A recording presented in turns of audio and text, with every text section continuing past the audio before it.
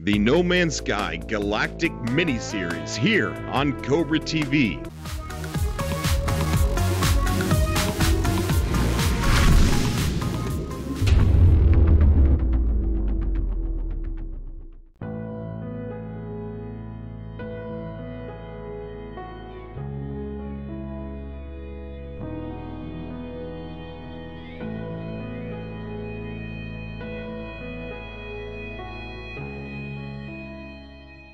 Instead of making one big universe episode, I thought it would be better to make them more digestible and make it out to be more like a multi-episode topic where I will be going over all sorts of info about the galaxy and universe as a whole.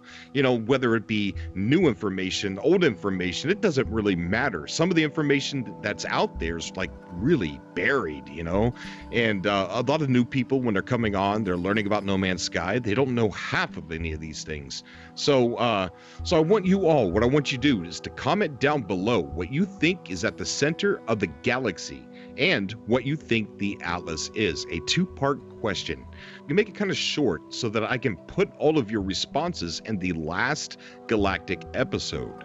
So again, bear with me when this information's rehashed or unearthed. There's just no new information out there.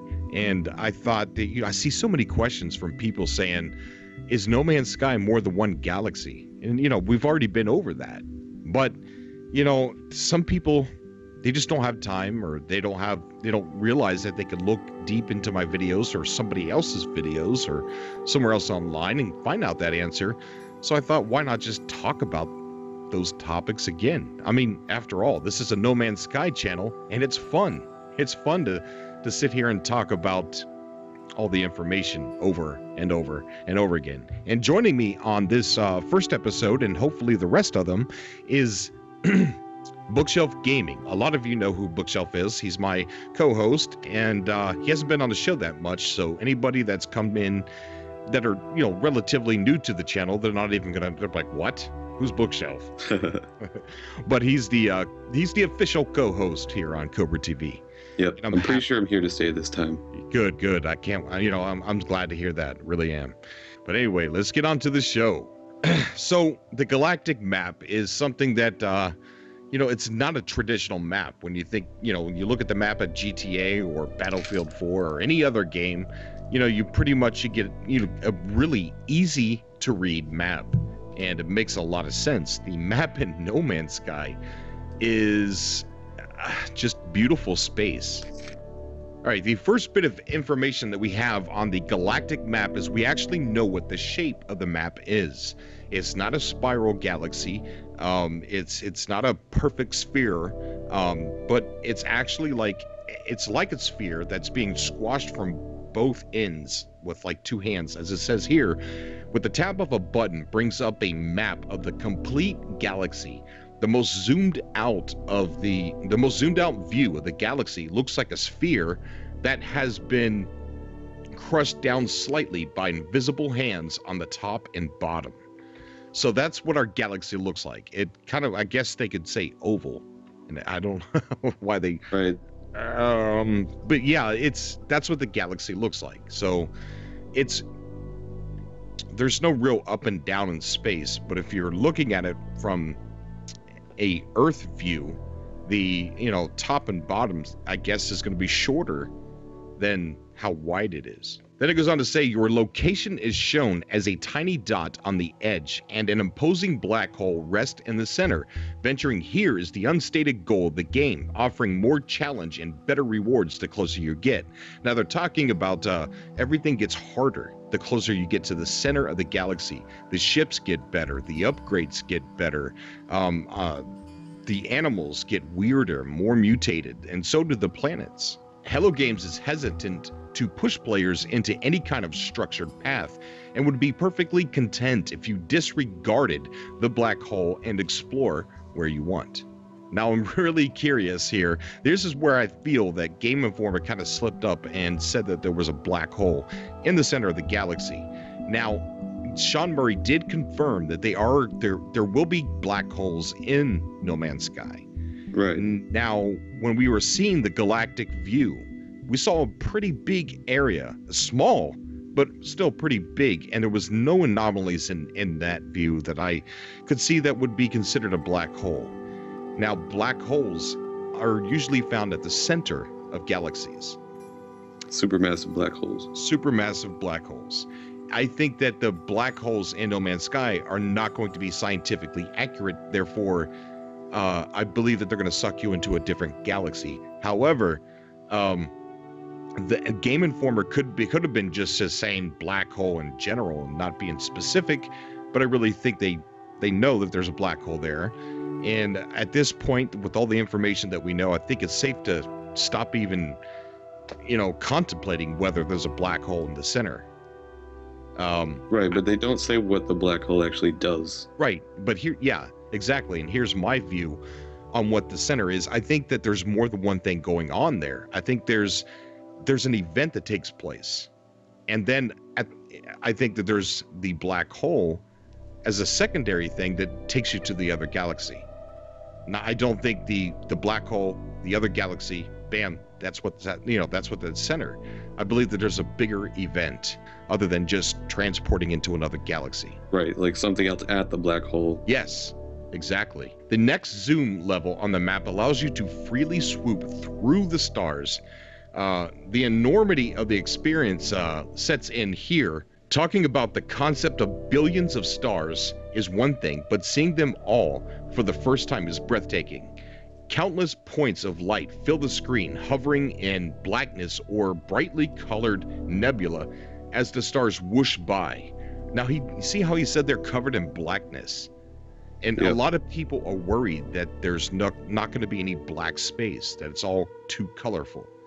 So that right there might be a small confirmation that you can run into black space.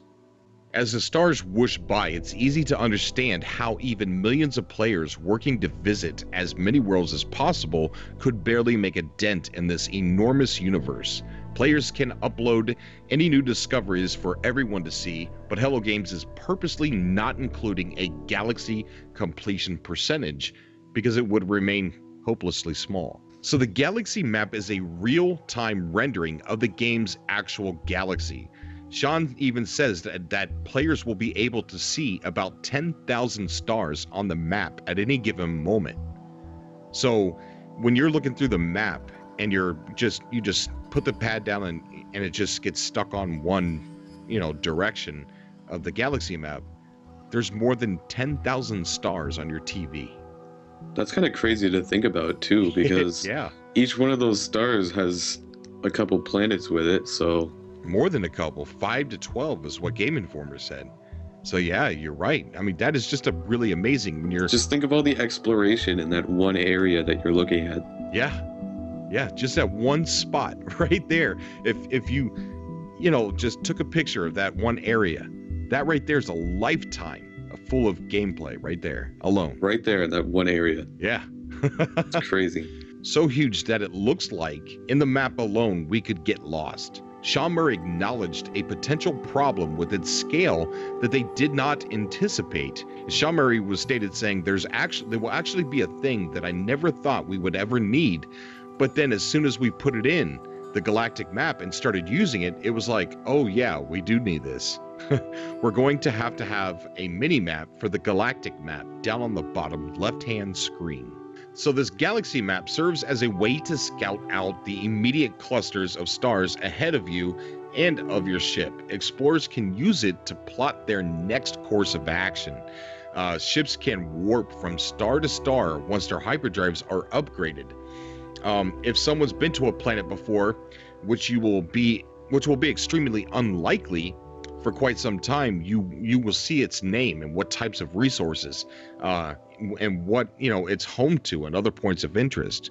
Now, I like what he said there. You'll be able to plot your course and see where you can hyperdrive. I think when you're looking at the map and you see those stars and they're connected with those lines, I think those are plots. I think those are, if you want to get to a certain planet, you got to travel to that one to get to that one. Oh, that's a good explanation, actually. I think it's your warp drive capabilities, or it could be trade routes, So when you pull up the galaxy map, you're free to explore beyond your ship's capabilities. If you zoom all the way out, you'll notice something interesting in the center of the galaxy.